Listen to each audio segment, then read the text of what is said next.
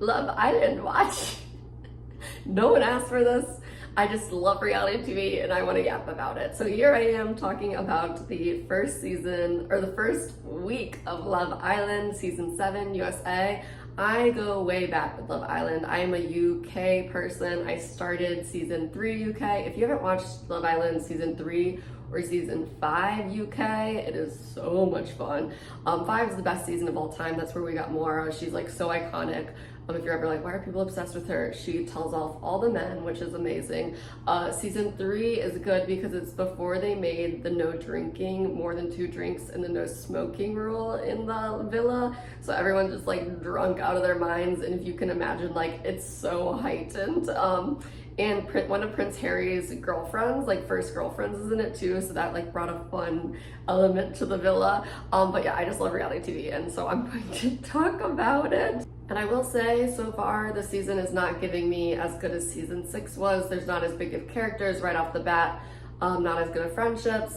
But I did see the season 6 trailer or the like season 6 cast trailer for Outside the Villa or Beyond the Villa, whatever they're calling the show. It was not giving, unfortunately. It looked very scripted. It looked like the drama was manufactured. Why is Kayla getting mad about Liv not telling her she's doing glam? Rob's not there, which I don't even like Rob, but like I do think he brings a good element. I guess he wants to be as far away from Love Island stuff as possible. But even though it doesn't look great, I will be tuned in because my brain is basically sex and reality shows. Also, I think it is very funny that the Love Island villa is filming in Fiji right now, and Survivor season 50 is filming in Fiji. So like, I just imagine these Survivor people like out in the wilderness, so hungry, nothing to eat, and they oversee like fireworks or people screaming Casa Amor. They're like, what the fuck is going on there?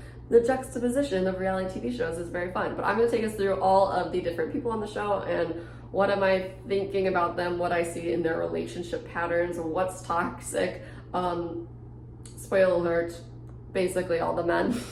First, we got Shelly. We need to free Shelly from these men. Shelly is bi. She's so cute. She and Sierra had that little makeout session, and I was like, oh, these two girls should be together because the men fighting over Shelly are not it. Austin, big trumper. We don't like that. Even though he's a big trumper though, I like his persona on the show more than Ace. But Austin has posted some like horrible things on his TikTok. You can go look it up. He is not redeemable. Even though I like him in the show as a person more, not a redeemable guy, and neither of these guys are good for Shelly. Ace, I don't understand why Ace didn't just couple up with Shelly instead of coupling up with Amaya. I feel like maybe he was trying to play it cool. He feels like he has a very avoidant attachment, which is seen from when Amaya called him babe and he completely could not handle it. Like, that was too much for him. I think the reason he's interested in Shelly over Amaya is because Shelly has interest from another dude right now. I think if it were just Shelly on her own, he would be treating Shelly the way he's treating Amaya because he is just, oh, any affection, any like getting too close scares him because of his avoidant attachment style. But Shelly is great. I want a new bombshell to come in for her. Then we have Huda and Jeremiah. Oh no. I feel like Huda and Jeremiah like are in a competition of who can love bomb each other the most.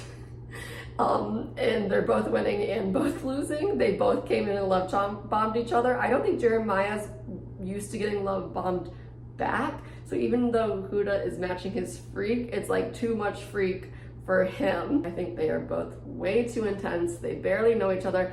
And obviously we're not seeing all their conversations, but in their conversations, they're not getting to know each other further. They're just talking about their future together and future tripping and imagining how great a future would look together when they don't even know each other. So they're falling in love with this idea of the future instead of like the idea of the person that they're with. But I would also argue that Jeremiah maybe doesn't even like Huda at all and is just using her because he wants to win the show for the money. I wish when contestants went on this show to win for the money, they had like foresight to know like, yes, the prize money is a lot, but you could get way more if you're just well liked in the villa and get brand deals afterwards. Janae did not win last season, but I bet she has so much money from all of her brand deals she's doing now. So it's like, focus on being a good person and not just coupling up right away and not like acting like you're in love when you're not, because you have your eyes on that. I think it's $100,000. I know for UK it was 50 pounds or 50,000 pounds for a long time. I did not like Jeremiah's reaction to Huda having a kid. It's totally okay if you don't want to date someone with a kid, but I think you like start by saying how cool you think it is that that person is a mom or dad or whatever, and how like you could see them being a good mom or dad and validate that part of them, and then just say like, maybe, you know, I don't know if I'm ready personally, but like I love that for you. I'm so excited. I'd love to know more about your kid, and like help you whatever navigate other relationships in the villa. Jeremiah was just like, he didn't ask her what her kid's name was, how old she was.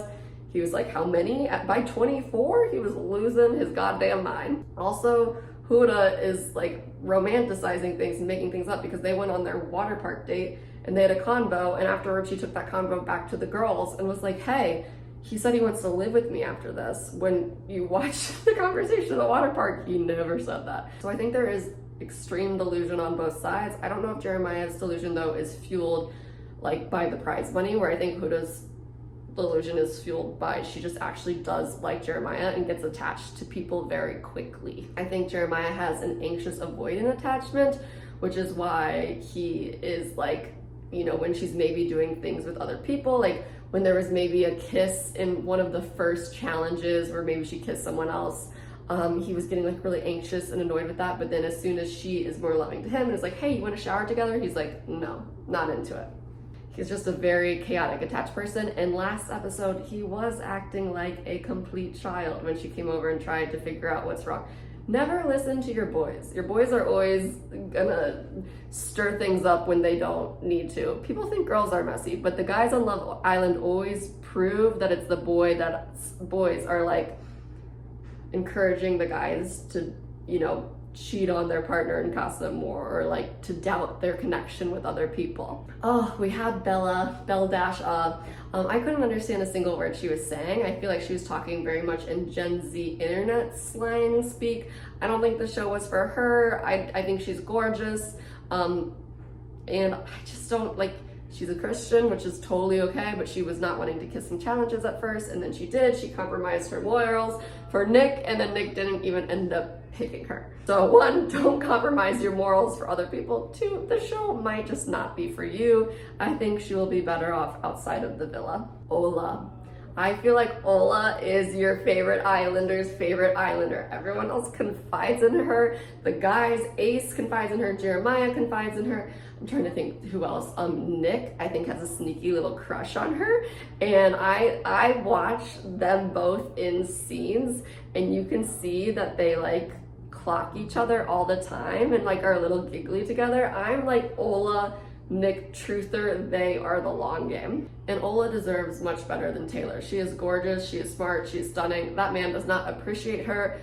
I don't know, I've seen rumors that maybe he has a girlfriend back home, but get the new male bombshells in for Ola and for Shelly. Like, what are we doing? These men are not it. And these men, a consistent like show that these men have, or trait, is that they feel very much like they want to be chased, which is interesting, because I feel it just feels like a shift in men in general. Like, I feel like they feel very entitled. They want to be very pursued. In the past seasons, it has been men going out of their ways to make the women feel wanted and all that stuff. And it's interesting. It's like it's almost like you can see the generational shift where men are like, no, we're not going to do anything for these girls anymore. We don't know them anything. I'm going to wait back, and they have to do things for me. This season is very Gen Z. It's a very interesting, you know, like Gen Z voted more with Trump. They voted more red, more right. I'm curious what these Gen Z men start to look like. We have Yulissa, who was taken out of the, villa after a night. No one noticed. No one cared. Like, no, everyone was happy she was gone. No one cared that she was gone. No one liked her because she had said the N-word before. And she released a statement, and someone put the statement through like AI detection. and it was like 85% AI. This girl is not remorseful. I'm glad she is off our screens. Sierra, I'm a huge Sierra fan. I was rooting for Sierra in the Sierra versus Beldasha thing, even though I'm not rooting for Nick. But I wanted Sierra to stay on my screen. She is just like, looks like a fairy princess. She's so gorgeous. And when she, in the kiss challenge, took the Pyre kiss plate and just threw it out so it definitely landed on Kiss so she could kiss Shelly. Oh my God, I was so there for that. I would love if this is the first Love Island that they let two girls like couple up with each other. I would love Shelly and Sierra to be coupled up with each other because Nick does not deserve that kind of beauty. I mean, I have no problems with Nick, really. He should have told Sierra that he kissed Bella. I think that would have been a good thing to do. If you look at Sierra's Instagram right now, her family or whoever's running her Instagram account is putting photos of her from the villa up, and any photo that has Nick's face in it, they are putting a clown over his clown emoji over his face. So they are not team Nick. I think that they are not vibing with the fact that he kissed Beldasha and was pursuing her as much as he was while also pursuing Sierra. But that is the point of the show. Unlike what Huda and Jeremiah are doing, we want to stay open. We don't want to put all our eggs in one basket. It's early days, brah. So it's kind of like a double-edged sword. You want to date around, but not date around too much. You can't cling to each other like Huda and Jeremiah, but you can't be playing to people like maybe Nick was. I don't think Nick was that egregious, but I just, again, think Sierra deserves better. Someone who is absolutely egregious is Ace. Someone said, tweeted menace. He's a menace to society, which is very true. The way he was treating Amaya was wild. And Amaya was not taking a breath and letting him talk. She did the same thing to Shelly, which I did not love. Shelly, I love her, and Shelly cried after that. I was like, oh no, Shelly, poor girl.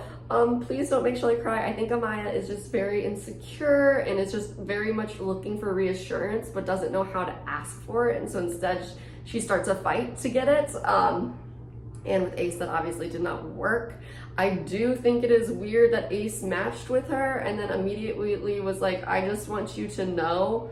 I think him saying, I want you to know I want to pursue other connections is okay. But I think he should have done a compliment sandwich, which is how we like to compliment people or bring up any concerns, and said like, I'm so happy to be with you. I'm so excited to finally like lay in the bed with you and get to know you more. I want you to know I'm still going to pursue other connections because it is early days, but like you are amazing and I'm ecstatic for you to be there. If he would have done it like that, who knows if we would have had their little crash out. And then the fact that Ace said he doesn't want to be called babe and he has these boundaries, which is amazing. We love when people have boundaries, but it is very clear that Amaya did not mean to call him babe after he asked her not to. It was just completely a mistake that happens sometimes. And like, instead of being forgiving, he was like, shame, death to her. Oh no, you are overreacting. Give some grace. She uses babe in her vernacular all the time. She was probably calling you babe even when you guys weren't coupled up together. And then the way Ace is moving and like coming for Shelly without telling everyone he's moving around that way is very sketchy. I think he's gonna get in trouble for it. I mean, we saw in the preview that he's potentially going to lick Shelly's boob, some whipped cream off of her boob. I don't think Austin's gonna like that. I think if you are pursuing someone in this villa and all eyes are on you, you have to make sure, this is the hard part about Love Island. Me, never been a contestant. This is the hard part about Love Island. You have to make sure everyone knows what you're doing all the time, and that's how you move in a respectful way. These are just like the unspoken Love Island rules. You cannot pursue someone else is pursuing without letting them know. I also think that, you know, Austin felt like Ace was coming in on Shelly, and we didn't really see that until Ace tried to plan the date for her with the yoga mats. And something this show doesn't do is it doesn't air lunch ever. Whatever happens at lunch happens off screen. So a lot of times there will be drama and people will be confused by what that drama is or where it came from. And I think probably Shelly and Ace must have seemed pretty flirty at lunch the day before of the yoga mat situation, and that is why probably Amaya was mad, and maybe why Austin was like a little taken off guard by everything as well. And then we had Hannah come in as a bombshell, we had Amaya come in as a bombshell, which we've talked about Maya. No one is pursuing her right now. All the men feel like she's are treating her like she's a great white shark. They're a little terrified of her. Maybe a bombshell will come in and pursue her. I think she just needs to like take a beat and know that this is a TV show, and like not feel like if someone doesn't like her right away, it's the end of the world. She very much has that anxious attachment, and the way she's looking for reassurance is conflict, and that's just never gonna work, unfortunately. I'm guilty of it. Sometimes I want my partner to tell me how much he loves me, and instead I'm like, you didn't do this for me today, because in my mind I'm thinking, you didn't do this for me today, it means you don't love me, and I'm looking for him to say no, it doesn't, but like I'm not verbalizing it correctly, and also that's how not a great way to get reassurance. So we'll just see how much longer she lasts in the villa. We also have Hannah came in, and she matched with Charlie almost right away. They're pretty boring, which I actually think is good. I think that could mean they could do well in the long haul. They're not really showing them in confessionals at all, because I think they don't really have any drama. I think they actually are just having fun together. Charlie's brother posted a video on Twitter that said he's never seen Charlie this like giddy and happy before. And he seems like Charlie seems really natural with her. So maybe this is just like a real, genuine, we connected right off the bat, and they're gonna keep moving forward, more under the radar.